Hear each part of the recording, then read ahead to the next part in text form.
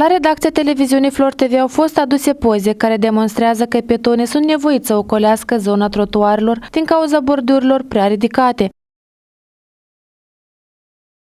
Am intervievat locuitorii străzilor în pricină de a vedea ce părere au despre această situație. Și de atâta eu merg ca pe aici, cât mai larg mă doare piciorul, am fractură la picior și eu trebuie să merg numai pe loc drept.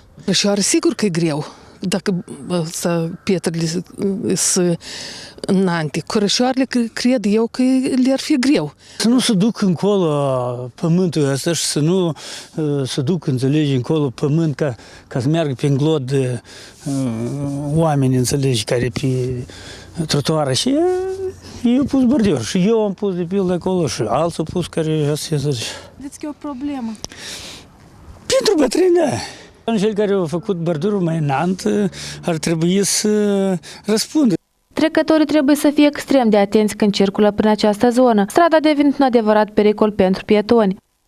Din pozele văzute am văzut două momente. Ca unul, depozitarea materialelor de construcție în afara ogrăzii și al doilea, construcția trotuarului sau drumului de acces către gospodăria cetățeanului. Vreau să aduc aminte că terenul care se află în afara ogrăzii, adică după gardul ogrăzii cetățean, aparține administrației publice locale.